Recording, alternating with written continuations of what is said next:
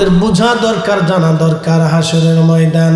আল্লাহর নবী বললেন এতই কঠিন হবে হাসরের মাঠ, এতই কঠিন হবে যখন হাসরের মাঠ শুরু হবে, কিয়ামতের বিভীষিকা যখন শুরু হয়ে যাবে। আল্লাহ বলেন ইজাস সামাউ ফাতারাত, আসমান ভেঙে ভেঙে ভেঙে ভেঙে পড়তে থাকবে। ওয়া ইদাল কাওয়াকিবু তাসারাত, নক্ষত্রগুলি ভেঙে ভেঙে খান খান হয়ে ছড়িয়ে ছিটিয়ে ধ্বনিত পশমের মতো ওরা শুরু করবে। আমরা যে পৃথিবীতে বাস করি, এই পৃথিবীটা 13 লক্ষ পৃথিবী এক জায়গা করলে যত বড় হবে একটা সূর্য তত বড়। সেই সূর্যটা একটা জগতের মধ্যে বাস করে, এটার নাম মিল্কি ওয়ে, বাংলায় বলে ছায়াপথ। এই ছায়াপথের মধ্যে নক্ষত্র আছে 10,000 কোটি। এই 10,000 কোটি নক্ষত্রের ভিতরে একটা নক্ষত্রের নাম হচ্ছে ব্ল্যাক হোল, যেটাকে অন্ধকার গহ্বর বলা হয়। বিজ্ঞান বলতেছে এই অন্ধকার গহ্বরের রাডারের ভিতরে যদি 200 কোটি সূর্য ছেড়ে দেওয়া হয়, মাত্র 2 মিনিটের মধ্যে 200 কোটি সূর্য নিশ্চিহ্ন হয়ে যাবে, কোনোদিন সূর্য খুঁজে পাওয়া যাবে না। এত বড় দানবীয় নক্ষত্র আল্লাহ সৃষ্টি করেছেন। এই নক্ষত্রগুলি ভেঙে ভেঙে ভেঙে ভেঙে পড়তে থাকবে রবের আইনে, আল্লাহর বিধানে এই নক্ষত্রগুলি ভেঙে ভেঙে যাবে। বিজ্ঞান বলতেছে মিল্কি ওয়ের মতো পাশে আর একটা মহাবিশ্ব আছে। এই মহাবিশ্বের নাম হচ্ছে গ্যালাক্সি। এই গ্যালাক্সির ভিতরে 10,000 কোটি নক্ষত্র দিয়ে আল্লাহ এই গ্যালাক্সি সাজিয়েছেন। খালি চোখে 40 কোটি নক্ষত্র দেখা যায়। টেলিস্কোপ দিয়ে, দূরবীক্ষণ যন্ত্র দিয়ে আরো অনেক নক্ষত্রমালা আপনি দেখতে পারবেন। এই মহা সৃষ্টি সেই দিন ভেঙে ভেঙে পড়তে থাকবে। রব্বুল আলামিন বললেন ওয়া ইদাল বিহারু ফুজ্জিরাত, সমুদ্র উদ্বেলিত হবে, সমুদ্রের সমস্ত পানিগুলি জমিনের উপরে আছাড় মারবে। আপনারা শুনেছেন ইন্দোনেশিয়ার সুনামি, সেই সুনামির কথা আপনাদের মনে আছে কিনা আমাদের জানা নাই। ইন্দোনেশিয়ার সেই সুনামিতে সমুদ্রের নিচে ভূমিকম্প হলো। ভূমিকম্প হওয়ার কারণে সমুদ্র উদ্বেলিত হলো, উঁচু হয়ে গেল সমুদ্রের তলদেশ, আর সমুদ্রের পানিগুলি আছাড় মারল ইন্দোনেশিয়ার বালি দ্বীপে। 2 লক্ষ মানুষ সমুদ্রের পানি ভাসিয়ে নিয়ে চলে গেল। ইন্দোনেশিয়া, মালয়েশিয়া, ভারত, এরপরে আপনি যদি দেখেন থাইল্যান্ড থেকে শুরু করে ইন্দো প্যাসিফিক অঞ্চলগুলিতে, সমুদ্রের দ্বীপ অঞ্চলগুলিতে লক্ষ লক্ষ মানুষ ভাসিয়ে নিয়ে চলে গেল সমুদ্র। যারা সমুদ্রের কিনারে উলঙ্গ হয়ে অর্ধলঙ্গ হয়ে গোসলে নেমেছিল আনন্দ করার জন্য, আমার আল্লাহ তাদেরকেও ভাসিয়ে নিয়ে চলে গেলেন। মৌলভীবাজারের মানুষ, আল্লাহর কালাম কতই চমৎকার, কতই সুন্দর, কি সুন্দর করে আমার রব জানিয়ে দিলেন ওয়া ইদাল বিহারু ফুজ্জিরাত ওয়া ইদাল কুবুরু বুসিরাত। ওই সমুদ্র উদ্বেলিত হবে, আকাশ ভেঙে পড়বে, সমুদ্র খান খান হয়ে যাবে, জমিন ফেটে ফেটে বের হতে থাকবে, মানুষগুলি পাগলের মতো পালানোর চেষ্টা করবে। ওই মুহূর্তটা সন্তান মা ভুলে যাবে, মা সন্তান ভুলে যাবে, ভাই ভাইকে ভুলে যাবে, সবাই নিচার জন্য চেষ্টা করতে থাকবে। আমার রব বলে দিলেন হাবিব উম্মতকে জানান, কুল ইন্নাল মাউতাল্লাযী তাফিরুনা মিনহু ফাইন্নাহু মুলাকীকুম। হুজুর আপনি জানিয়ে দেন মৃত্যু থেকে আমার উম্মত, আমার বান্দারা পালায়। ও নবী বলে দেন মৃত্যু থেকে যতই পালানোর চেষ্টা করুক তারা পালাইতে থাকবে, কিন্তু পালাইতে পারবে না। এই মৃত্যু তার সাথে মোলাকাত করবে, এই মরণ তার সাথে দেখা করবে। মৌলভীবাজারবাসী খুব মনোযোগ দিবেন। এ মা বোনেরা, সময় কম, কথা হবে অনেক বেশি। বাজান আমার দিয়েছেন কিয়ামতের বিভীষিকা, বলে দিয়ে যাচ্ছি আজ আপনাদের।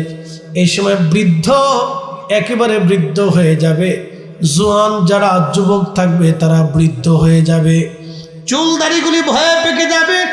কোনো নারীর যদি গর্ভে বাচ্চা থাকে, নবীজি বললেন কিয়ামতের এই বিভীষিকায় বাচ্চা বের হয়ে যাবে। কি কঠিন হবে সেই দিন, ভয়ে বাচ্চা বের হয়ে যাবে।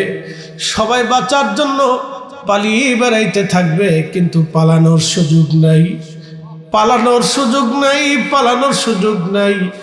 পালানোর মতো কোনো রাস্তা হবে না সেই দিন। চারিদিক থেকে বিভীষিকা উড়ে উড়ে আসতে থাকবে। কি কঠিন হবে সেই দিনটা, পালানোর কোনো রাস্তা নাই, কোনো সুযোগ সেই দিন হবে না। এমন বিবাজারবাসী মনোযোগ দিয়ে কথাগুলি শুনে যাবেন বাবা মায়েরা। কোরআনে রব্বুল আলামিন বললেন ওয়াইদাল কুবুরু বুসিরাত, কবর উদ্দোলিত হয়ে যাবে। কবর থেকে মানুষ বের হইয়া সেদিন কবর থেকে সমস্ত মানুষগুলি বের হতে থাকবে। বের হয়ে হয়ে হাসরের ময়দানে আল্লাহর দিকে সব দৌড়াইতে থাকবে, রবের দিকে দৌড়াইতে থাকবে। আল্লাহ বললেন তারুজুল মালাইকাতু ওয়ার রূহু ইলাইহি ফি ইয়াউমিন কানা মিকদারুহু 50 আলফা সানা। রূহগুলি, মানুষগুলি যেই দিন রবের দিকে দৌড়াইতে থাকবে, সমস্ত ফেরেশতারা দৌড়াইতে থাকবে, জিনেরা দৌড়াইতে থাকবে, সমস্ত মাখলুক উঠে উঠে হাসরের ময়দানের দিকে দৌড়াইতে থাকবে। সেই দিনটা কত বড় হবে, কোরআনে রব্বুল আলামিন বললেন সেই দিনটা দুনিয়ার এক এক সেকেন্ড করে 60 সেকেন্ডে 1 মিনিট হয়, এক এক মিনিট করে 60 মিনিটে 1 ঘন্টা হয়, এক এক ঘন্টা করে 24 ঘন্টায় দিন ও রাত হয়, 24 ঘন্টার দিন ও রাতে 365 দিন একটা বছর হয়। ওই এক এক বছর করে 50,000 বছর এক জায়গা করলে যত বড় হবে, হাসরের ময়দানের একটা দিন হবে তত বড়, হাসরের ময়দানের একটা দিন হবে তত বড়। হযরত ঈসা রূহুল্লাহর উম্মতরা বলল, হুজুর নূহ নবীর 3-4টা সন্তান ছিল, হাম সাম ইয়াফেস কেনান, হাম সাম ইয়াফেস কেনান, হাম সাম ইয়াফেস কেনান। কেনান মহাপ্লাবনে মারা গেল, হাম সাম ইয়াফেস 3 জন বেঁচে রইল। হামের বংশধর হলো আরবরা, সামের বংশধর হলো আজমিরা, আর ইয়াফেসের বংশধর হলো আফ্রিকানরা, এবং ইয়াফেসের বংশধর আর একটা বংশধর হবে ইয়াজুজ মাজুজ। আবার বলে হামের বংশধর সারা আরব, সামের বংশধর হচ্ছে অনারব যারা আছে, আজমি যারা আছে, ইউরোপিয়ান, এশিয়ান মাইনরিটি অঞ্চলগুলি হলো সামের বংশধর। ইয়াফেসের বংশধর হচ্ছে আপনার আফ্রিকান, এবং ইয়াজুজ মাজুজ হলো ইয়াফেসের বংশধর। ঈসা রূহুল্লাহর উম্মতরা বলল, নবীজি আমরা শুনেছি হযরত নূহ নবীর মহাপ্লাবন হয়েছে। হুজুর আপনি শুনেছি এই এলাকায় হামের কবর আছে, তা আপনি তো মুর্দাকে জিন্দা করতে পারেন আল্লাহর হুকুমে, আপনি হামের কবরের কাছে নিয়ে তারা জিন্দা বানাইয়া নূহ আলাইহিস সালামের মহাপ্লাবনের কথা আমাদেরকে বাস্তবে শোনায় দেন। হযরত ঈসা নবী উম্মতদেরকে নিয়ে মস্ত বড় একটা টিলার কাছে চলে গেলেন, বিরাট বড় একটা টিলার মতো ছোট্টখাট্ট একটা পাহাড়। উম্মতরা বলল, হুজুর এত বড় ছোটখাটো একটা পাহাড়ের কাছে নিয়ে আসলেন কেন? বলে এটাই হচ্ছে হামের কবর। বলে হাম এত বড়? বলে হ্যাঁ, আমি তাকে জিন্দা করতেছি, তোমরা দেখবা। হযরত ঈসা রূহুল্লাহ কবরের পাশে দাঁড়ায় বললেন, হে হাম, নূহ নবীর বেটা, কুম বিজনিল্লাহ, তুমি আল্লাহর হুকুমে জিন্দা হয়ে যাও। আল্লাহর নবী বলতেছেন সঙ্গে সঙ্গে নূহ আলাইহিস সালামের সন্তান হাম জিন্দা হয়ে দাঁড়ায় গেল। একবার জোরে বলা যাবে কি আল্লাহু আকবার? চিৎকার করে বলেন আল্লাহু আকবার। রবকে, মালিককে, রবকে, কিয়ামত হবে কিনা, হাসর হবে কিনা, কবর হবে কিনা, মালিক ইয়াউমিদ্দিন, বিচারের দিনের মালিককে, কবরের মালিককে, দুনিয়ার মালিককে, আমাদের মালিককে। সেজদা হবে কার, জিকির হবে কার, আইন মানব কার? আল্লাহর, আল্লাহর, আল্লাহর, আল্লাহর, আল্লাহর, আল্লাহর, আল্লাহর, আল্লাহর। কখনো তোমাকে যদি ভুলি, হেদায়েতের আলো জেলে নিও কাছে তুলি, ঠাই দিও প্রিয়তম অগমহিয়ান, তুমি রহমান, তুমি মেহেরবান।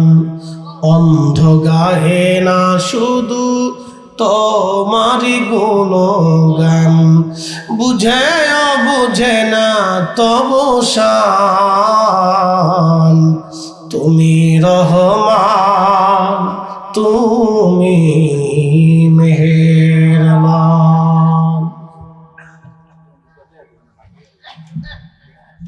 মৌলভীবাজারবাসী মনোযোগ দিবেন। হাম দাঁড়িয়ে গেল, বিরাট আকৃতির হাম। হযরত নূহ আলাইহিস সালামের বেটা আদম আলাইহিস সালামের 3 পুরুষ পরে, তাহলে বুঝতেছেন মিনিমাম হলো 59 হাত লম্বা। 59 হাত লম্বা বিরাট আকৃতির মানুষ দাঁড়িয়ে গেল। ঈসা রুহুল্লাহ বললেন, তুমি কামকে চিনছো? হামের বেটা, নূহ নবীর বেটা। বলে, হ্যাঁ হুজুর, আপনি ঈসা রুহুল্লাহ। বলে, হুজুর আপনি কেন ডাকছেন আমাকে? ঈসা রুহুল্লাহ ডাক দেয়, বলেন, হ্যাঁ নূহ আলাইহিস সালামের সন্তান হাম, আপনি আল্লাহর পবিত্র নবীর সন্তান, শরীয়তের পিতার সন্তান। আপনি বলুন, আপনার চুলগুলি কি আনতেকালের সময় সাদা ছিল না পাকা ছিল? বলে না, আমার চুলগুলি আপনার কাঁচা ছিল না সাদা ছিল? বলে না, আমার এন্তেকালের সময় চুলগুলি কাঁচা ছিল। হযরত ঈসা রুহুল্লাহ বললেন, তাহলে আপনার চুল কি করে সাদা হলো, কারণ কি? অ্যাটেনশন, এই কথাটা বুঝবেন, এই কথাটা বুঝবেন। হাম আলাইহিস সালাতু ওয়াস সালাম বলতেছিলেন, ও হে নবী, আমার ইন্তেকালের সময় আমার সমস্ত চুল কাঁচা ছিল, দাড়িও কাঁচা ছিল, তবে সাদা কেন হলো? তখন হাম বলতেছেন, আল্লাহর নবী, সাদা কেন হলো? আপনি যখন আমাকে ডাক দিলেন, তখন আমার চিন্তা এসে গেল, হাসরের ময়দান কায়েম হয়ে গেল কিনা। আমি হাসরের ময়দানের বিভীষিকার চিন্তা, আমার সমস্ত চুলগুলি সাদা হয়ে গেছে। তাহলে আপনি বুঝেন যে হাসরের ময়দান কি কঠিন বিভীষিকাময়। নূহ আলাইহিস সালামের সন্তান বলতেছে, আমি হাসরের চিন্তায় চুলগুলি আমার আজকে সাদা হয়ে গেছে, ভয়ে যে হাসরের ময়দানের চিন্তায় আমার চুল সাদা হয়ে গেছে।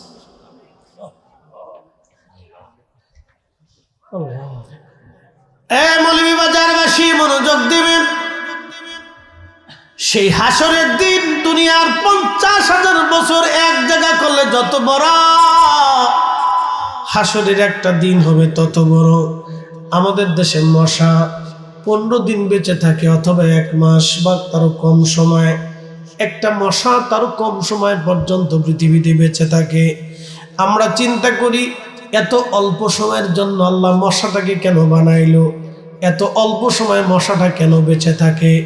আপনি নিজেও জানেন না। আপনি হাসরের ময়দানের টাইম অনুযায়ী, একটা দিনের সময় অনুযায়ী আপনি মশার চাইতেও কম সময় বেঁচে থাকেন। প্রিয় নবী বললেন, ও আমার উম্মত, তোমরা শুনে নাও, সেদিন সমস্ত মানব জাতির হিসাব টানবে, সমস্ত ফেরেশতাদের হিসাব টানবে, সমস্ত জিনদের হিসাব টানবে, সমস্ত মাখলুকদের হিসাব টানবে। গরু, ছাগল, হাঁস, মুরগি, ভেড়া, বকরি, যত প্রাণীকুল আছে সমস্ত প্রাণীকুলদের হিসাব আল্লাহ টানবে।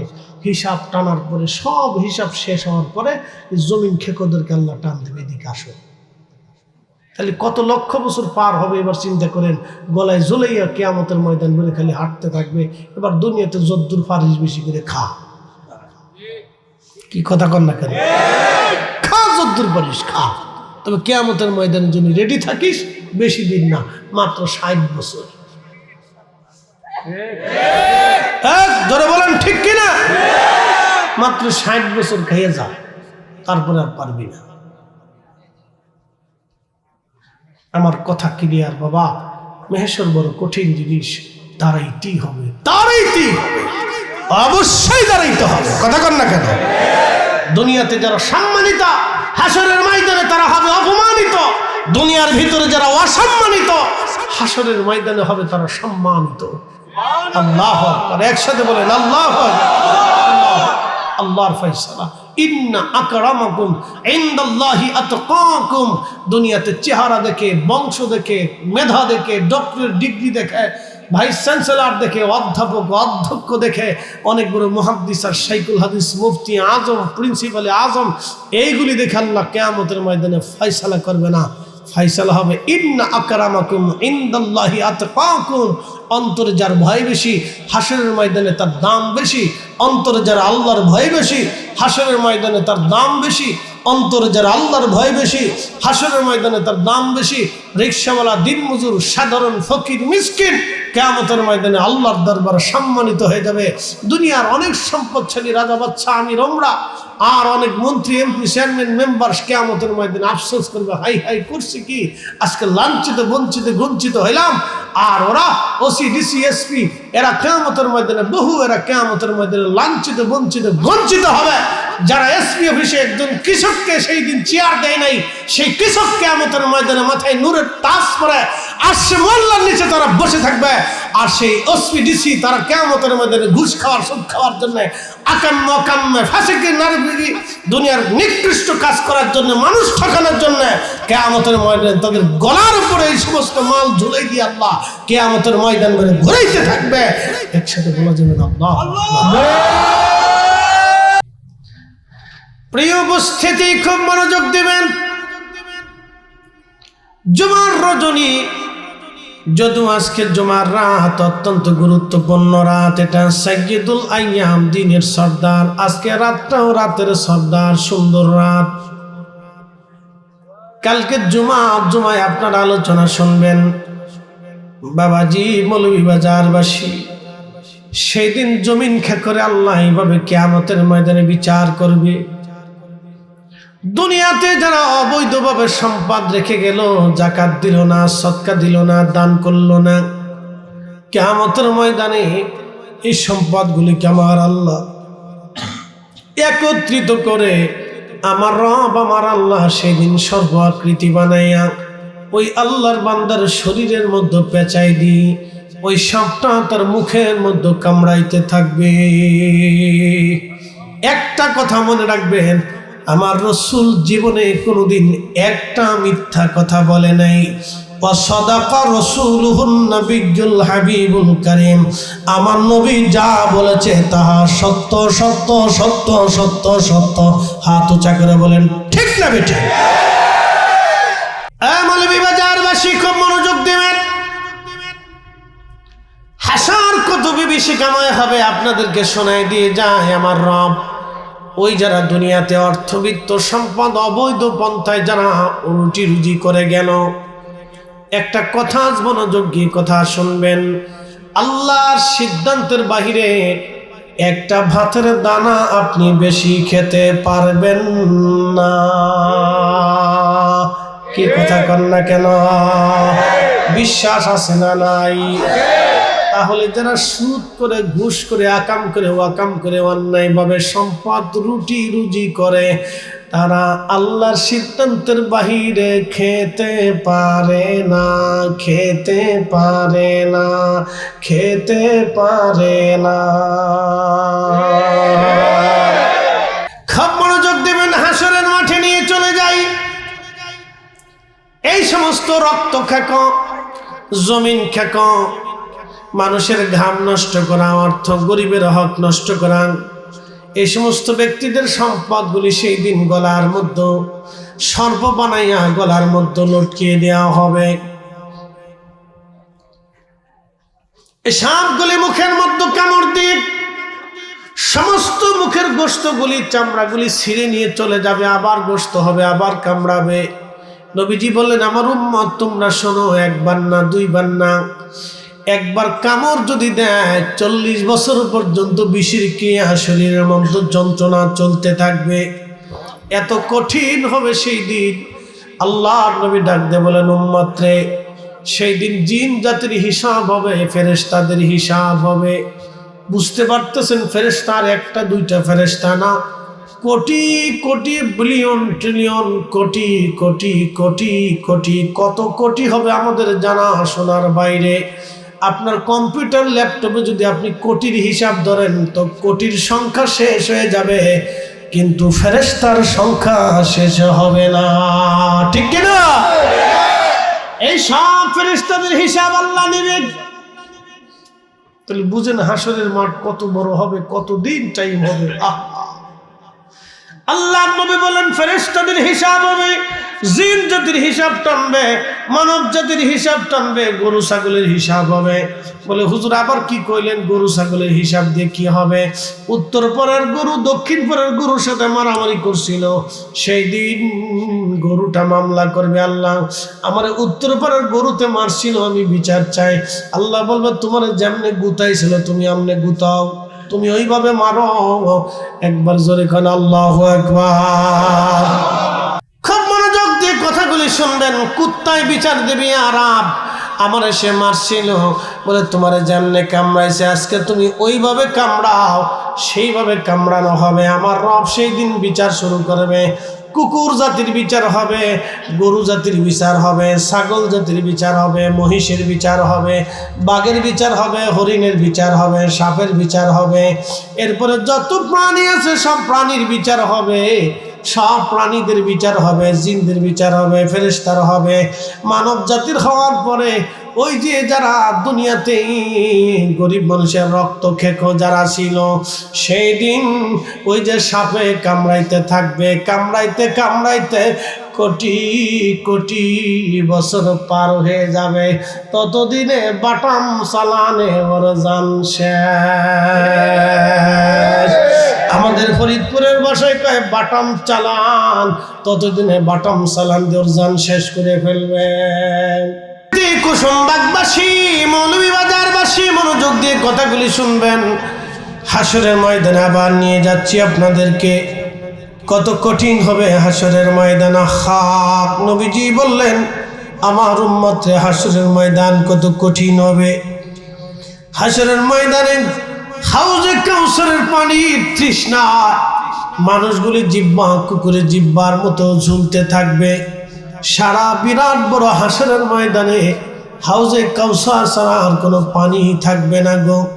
নবীজি বলেন, উম্মত মাথার উপরে সূর্য থাকবে অতি নিকটে। বর্তমানে বাংলাদেশের মাথার উপরে যেই সূর্যটা দেখেন, এটা 200 কোটি ডিগ্রি সেলসিয়াস তাপমাত্রা, 200 কোটি ডিগ্রি সেলসিয়াস, 200 কোটি ডিগ্রি সেলসিয়াস। কিয়ামতের ময়দানে সূর্যটার উত্তাপ আরো 70 গুণে বর্ধিত হবে। তাহলে 200 কোটিকে 70 গুণ দিয়ে আপনি হিসাব করে দেখবেন কত লক্ষ কোটি ডিগ্রি সেলসিয়াস তাপমাত্রা হবে।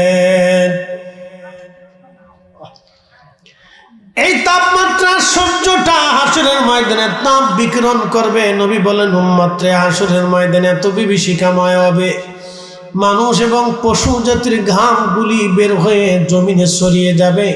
হাসর ময়দানে কারো থুতনি, কারো বুক পর্যন্ত ঘামে ডুবে যাবে।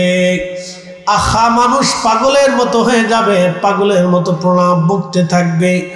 আহা, মানুষ মরবেও না, বাঁচবেও না, মরবেও না, বাঁচবেও না। এত কঠিন বিভীষিকা সেই দিন চলতে থাকবে। নবীজি বললেন, উম্মতরে কয়েক শ্রেণীর বান্দা সেই দিন আরশে আল্লাহর নিচে জায়গা হয়ে যাবে। এক নাম্বার, দুনিয়াতে যারা ন্যায় বিচার করত, হাসরের ময়দানে তাদের আরশে আল্লাহর নিচে জায়গা হয়ে যাবে। 2 নাম্বার, মসজিদ থেকে বের হইয়া যাদের হৃদয়টা মসজিদের সাথে ঝুলিয়ে রাখতো, একবারে নামাজ শেষ করে আবার মসজিদে যাওয়ার জন্য যারা পাগল পারা হয়ে থাকতো, হাসরের ময়দানে আরশে আল্লাহর নিচে তাদের জায়গা হয়ে যাবে। আল্লাহর নবী বলতেছেন, আমার উম্মতরে দুনিয়াতে একজন আর একজনকে শুধু আল্লাহর জন্য যারা ভালোবেসেছিল, কিয়ামতের ময়দানে আরশে আল্লাহর নিচে আল্লাহ তাদের জায়গা করে দিবে। আর একজন বান্দা ডান হাতে দান করতো, বাম হাতে জানতো না, আরশে আল্লাহর নিচে হাসরের ময়দানে আল্লাহ তার জায়গা করে দেবে। আর একজন যুবক সুন্দরী নারী থেকে জেনার জন্য আহ্বান করেছিল, সে জেনা না করে আল্লাহর ভয়ে উঠে চলে এসেছিল, এই যুবকরা হাসরের ময়দানে আল্লাহ আরশে আল্লাহর নিচে জায়গা বরাদ্দ করে দেবে। একবার জোরে বলা যাবে কি মারহাবা।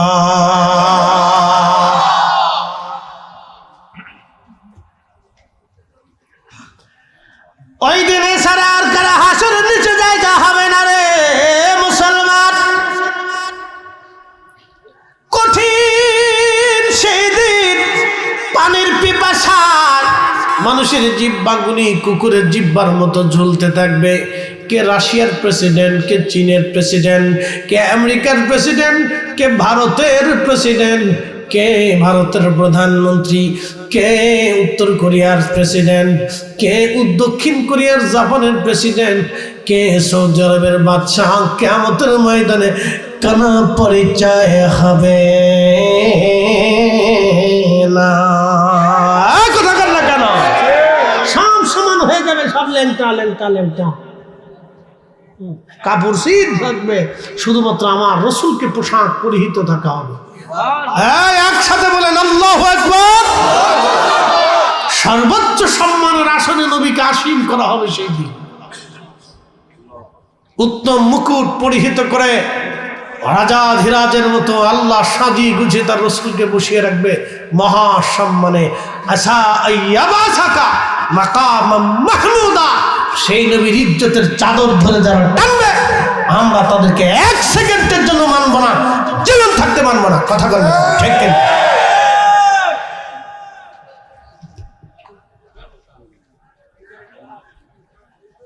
মৌলভীবাজারবাসী মনোযোগ দিয়ে শুনে যাবেন।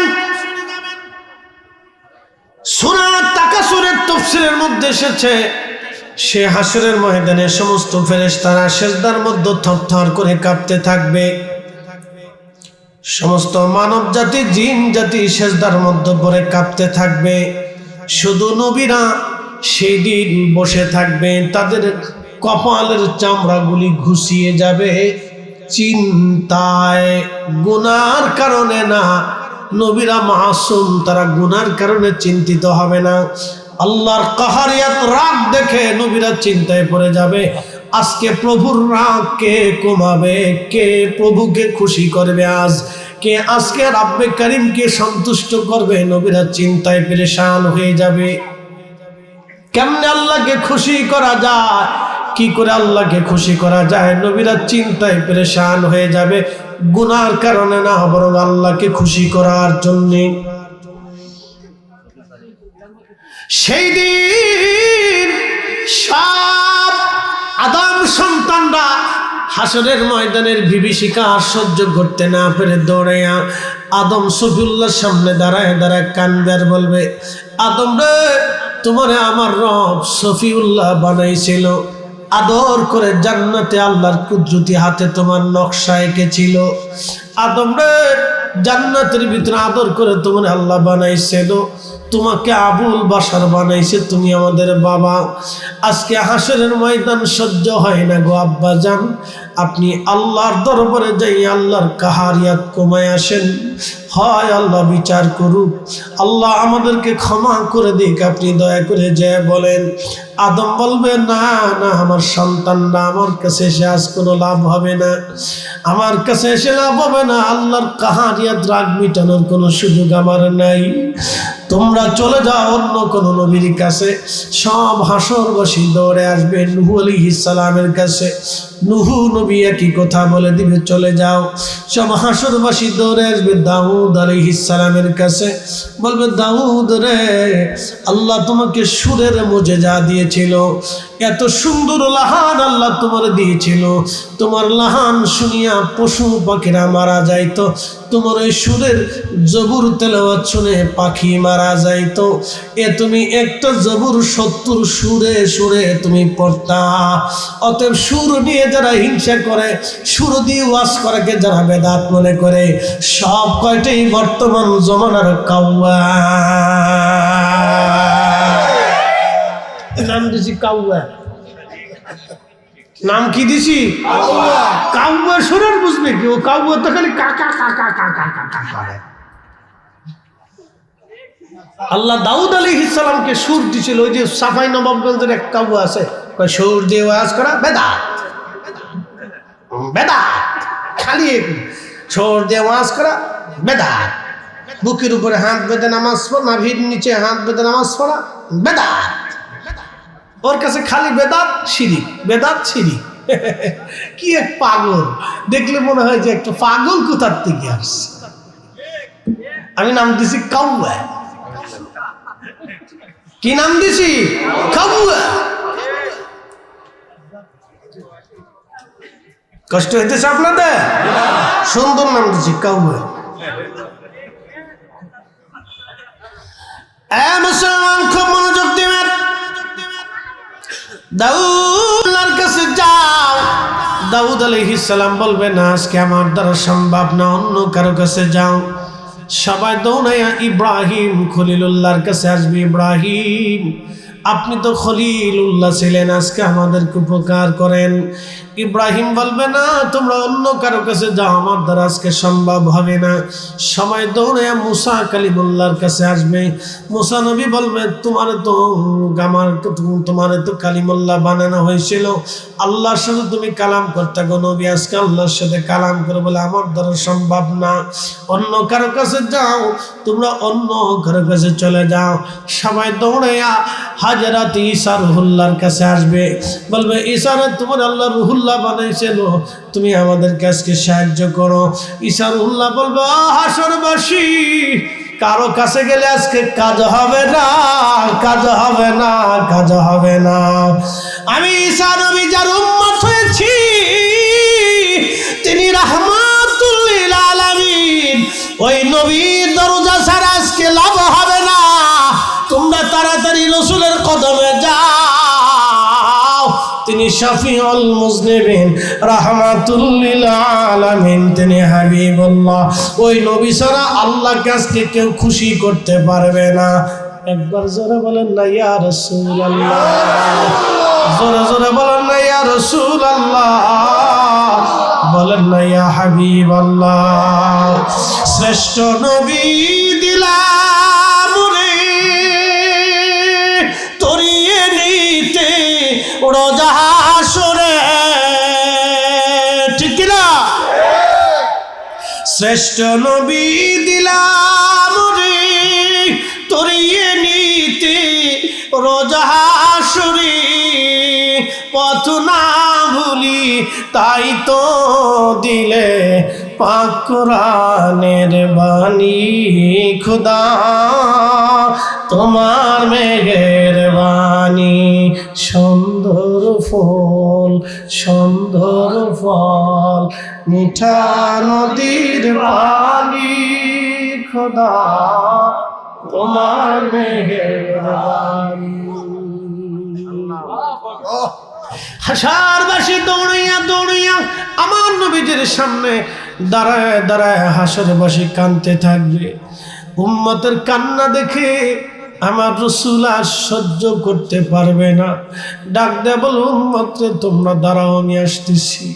আল্লাহর নবী একটা দৌড় দিয়ে আসে আল্লাহর সামনে, আল্লাহর কুদরতি কদমের সামনে সিজদায় পড়ে কাঁদতে থাকবে।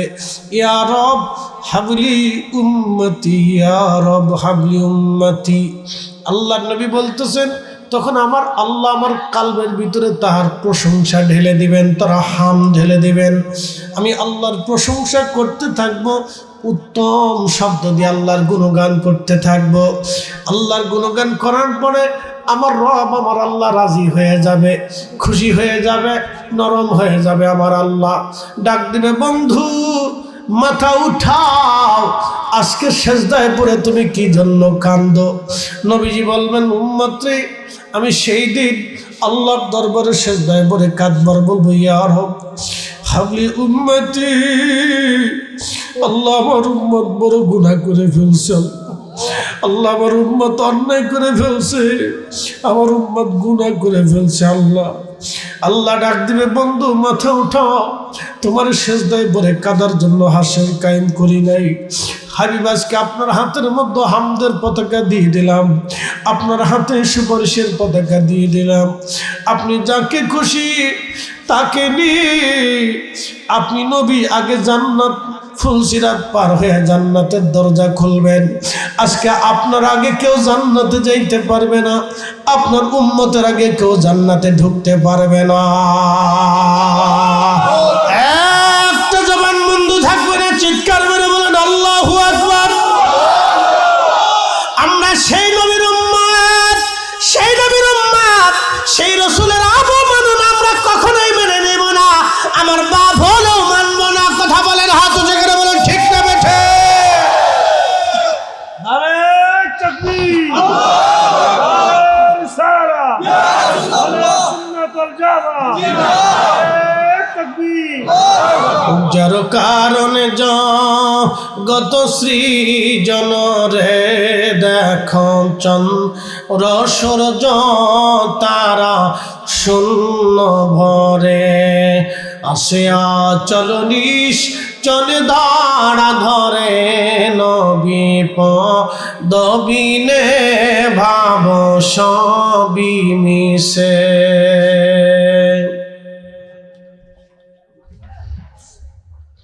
আল্লাহ ডাক দেবে, বন্ধু উঠেন, আপনি যাকে খুশি তাকে নিয়ে জান্নাতে চলে যান। আমি ওয়াদা করেছিলাম, ওয়ালা সাউফা ইউতিকা রাব্বুকা ফাতারদা।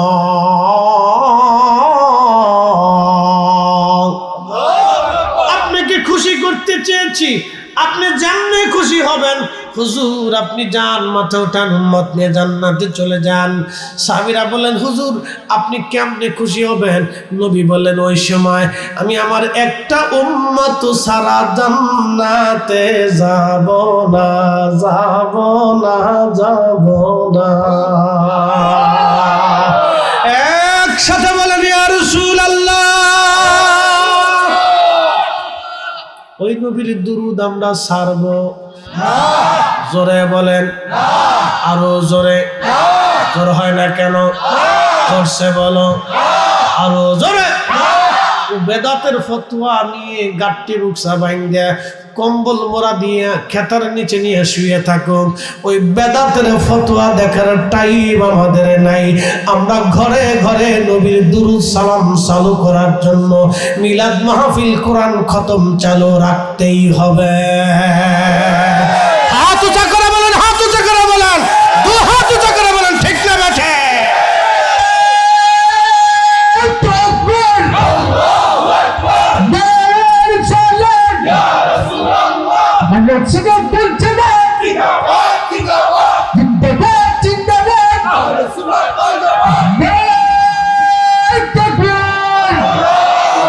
এসেছেন যত নবী সকলের ইমাম, সালাম নবী তোমায় হাজারো সালাম, ইয়া নবী সালাম আলাইকা ইয়া রাসূলুল্লাহ। মাদর সিরিয়ালে বইতে লাগে না, তোর বারুক আছে।